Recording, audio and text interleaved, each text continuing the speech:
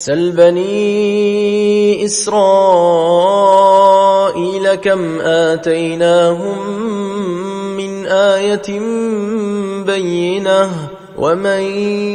يبدل نعمة الله من بعد ما جاءته فإن الله شديد العقاب زين للذين كفروا الحياة الدنيا ويسخرون من الذين آمنوا والذين اتقوا فوقهم يوم القيامة والله يرزق من يشاء بغير حساب كان الناس أمة واحدة فبعث الله النبيين مبشرين ومنذرين وأنزل معهم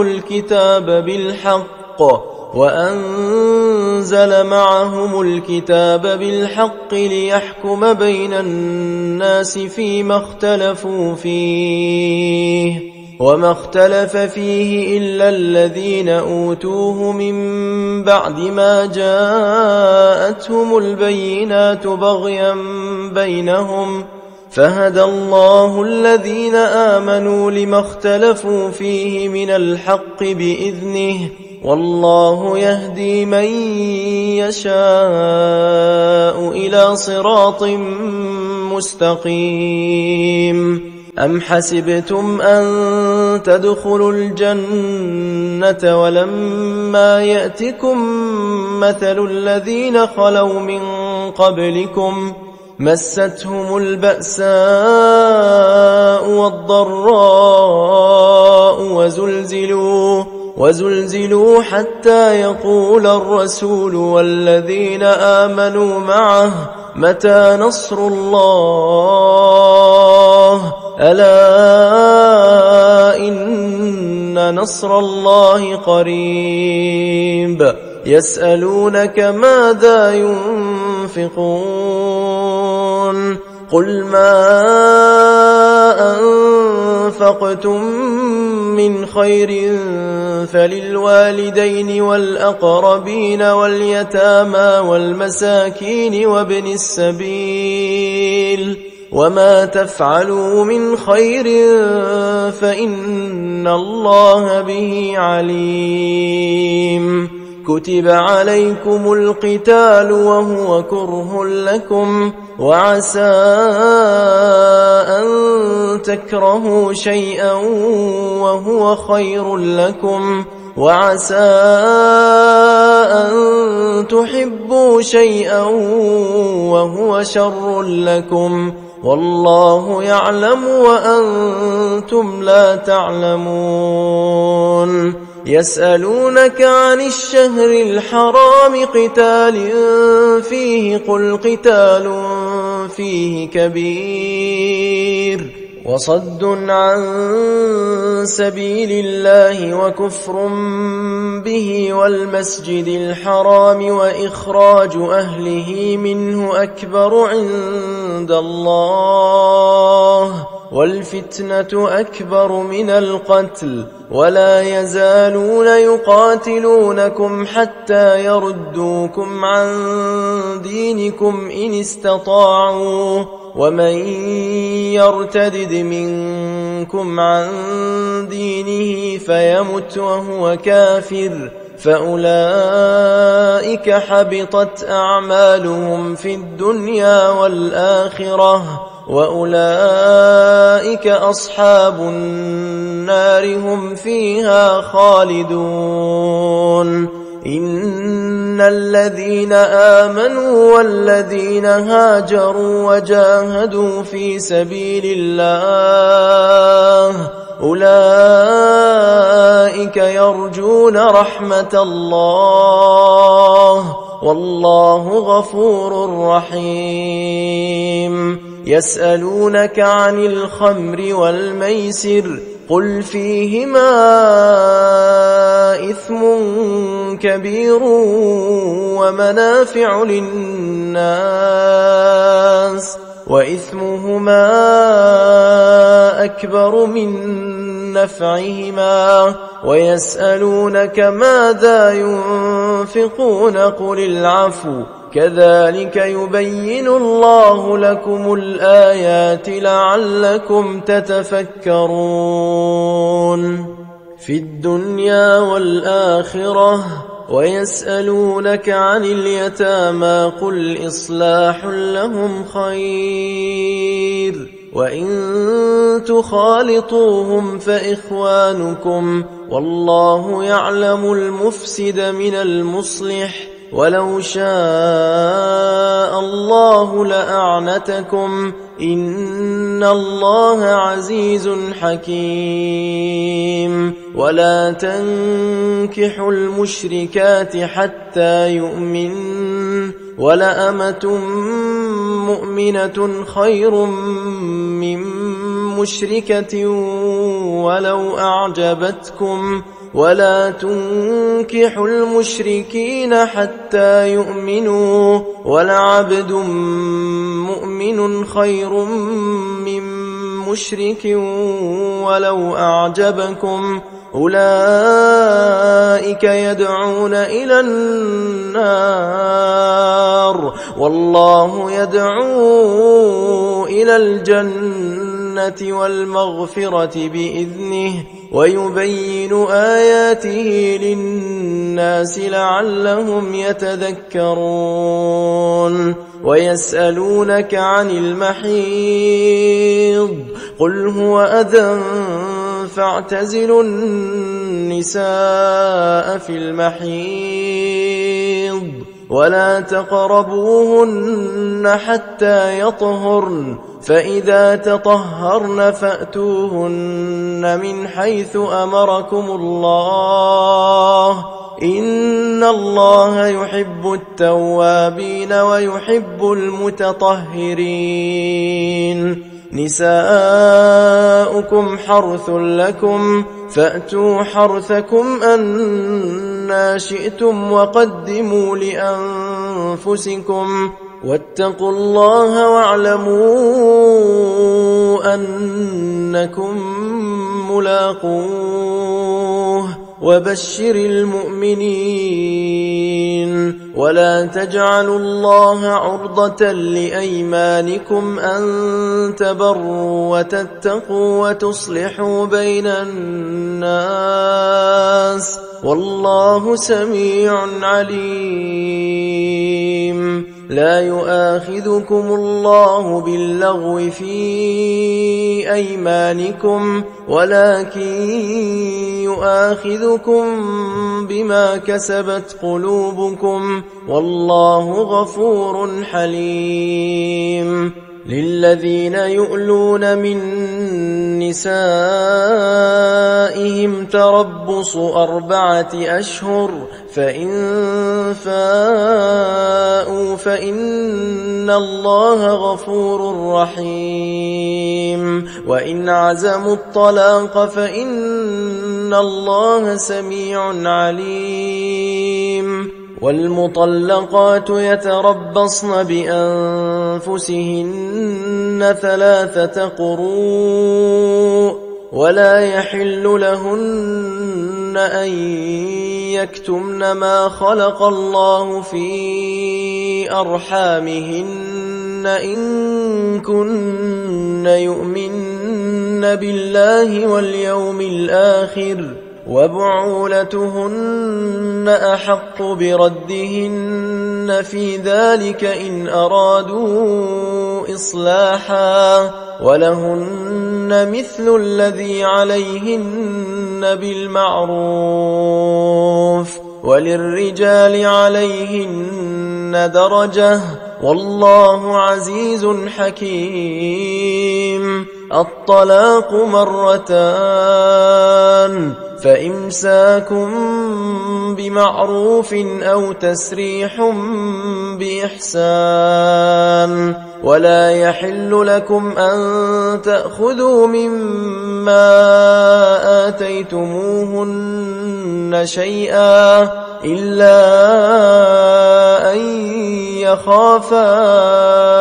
ألا يقيما حدود الله فإن خفتم ألا يقيما حدود الله فلا جناح عليهما فيما افتدت به، تلك حدود الله فلا تعتدوها، ومن يتعد حدود الله فأولئك هم الظالمون. فإن طلقها فلا تحل له من بعد حتى تنكح زوجا غيره، فإن طلقها فلا جناح عليهما أن يتراجعا إن ظنا أن يقيما حدود الله، وتلك حدود الله يبينها لقوم يعلمون. وإذا طلقتم النساء فبلغن أجلهن فأمسكوهن بمعروف أو سرحوهن بمعروف، ولا تمسكوهن ضرارا لتعتدوا، ومن يفعل ذلك فقد ظلم نفسه. ولا تتخذوا آيات الله هزوا، واذكروا نعمة الله عليكم وما أنزل عليكم من الكتاب والحكمة يعظكم به، واتقوا الله واعلموا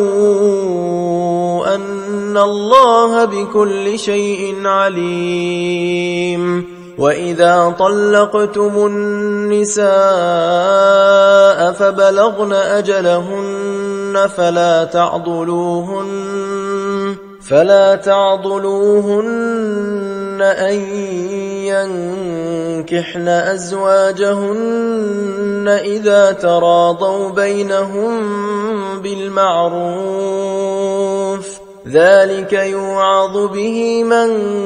كان منكم يؤمن بالله واليوم الآخر، ذلكم أزكى لكم وأطهر، والله يعلم وأنتم لا تعلمون. والوالدات يرضعن أولادهن حولين كاملين لمن أراد أن يتم الرضاعة، وعلى المولود له رزقهن وكسوتهن بالمعروف، لا تكلف نفس إلا وسعها، لا تضار والدة بولدها ولا مولود له بولده، وعلى الوارث مثل ذلك، فإن أرادا فصالا عن تراض منهما وتشاور فلا جناح عليهما. وإن أردتم أن تسترضعوا أولادكم فلا جناح عليكم إذا سلمتم ما آتيتم بالمعروف، واتقوا الله واعلموا أن الله بما تعملون بصير. والذين يتوفون منكم ويذرون أزواجا يتربصن بأنفسهن 4 أشهر وعشرا، فإذا بلغن أجلهن فلا جناح عليكم فيما فعلن في أنفسهن بالمعروف، والله بما تعملون خبير. ولا جناح عليكم فيما عرضتم به من خطبة النساء أو أكننتم في أنفسكم، علم الله أنكم ستذكرونهن ولكن لا تواعدوهن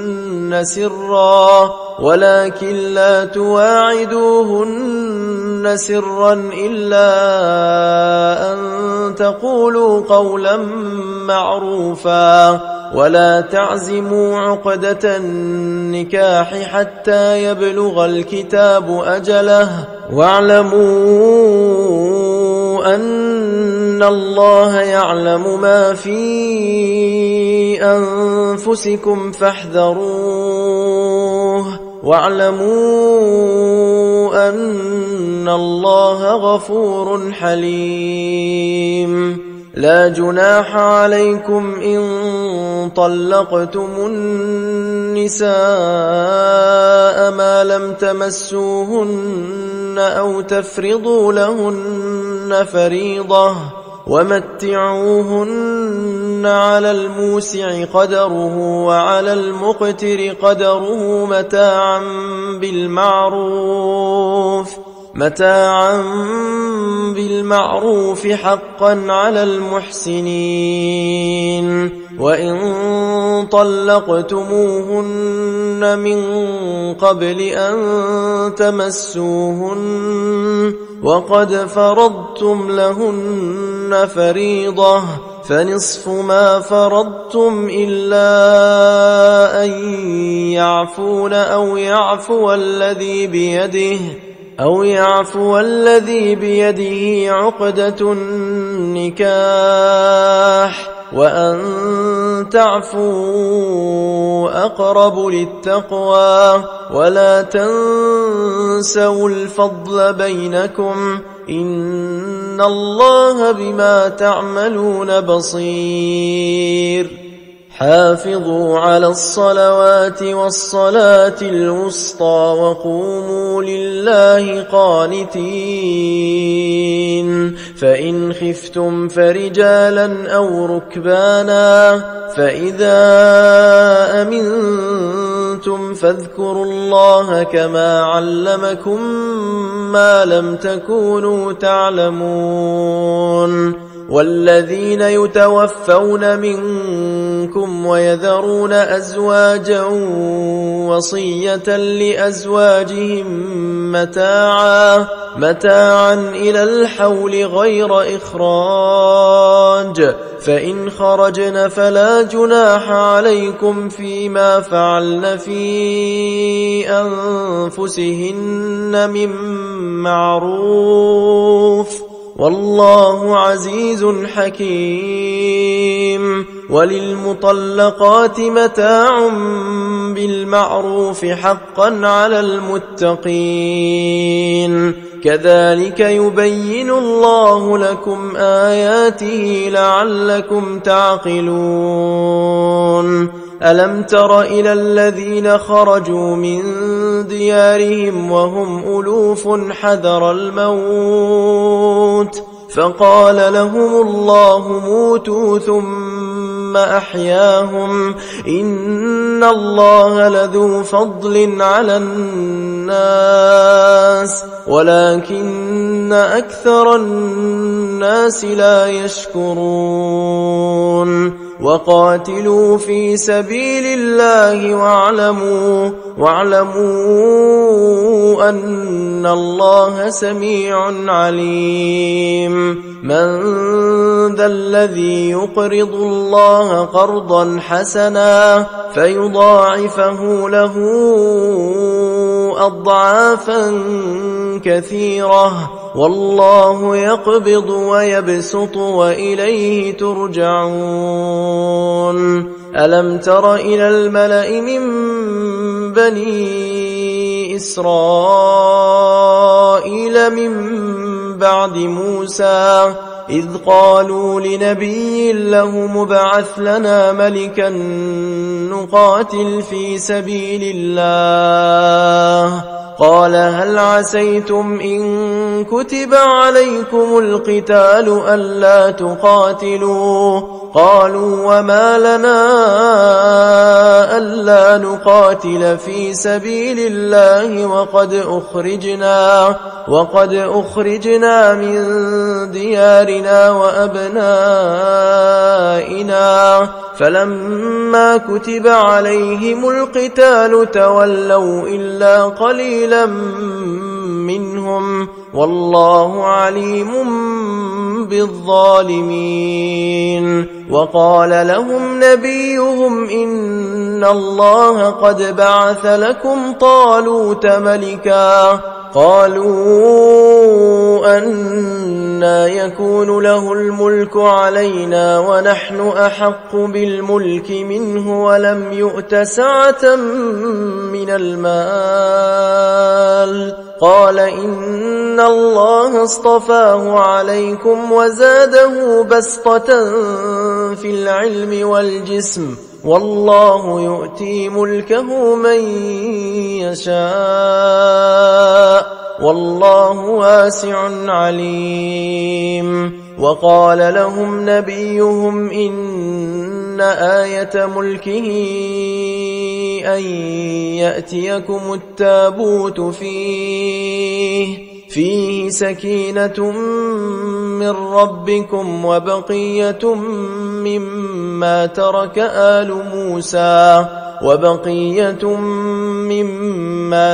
آل موسى وآل هارون تحمله الملائكة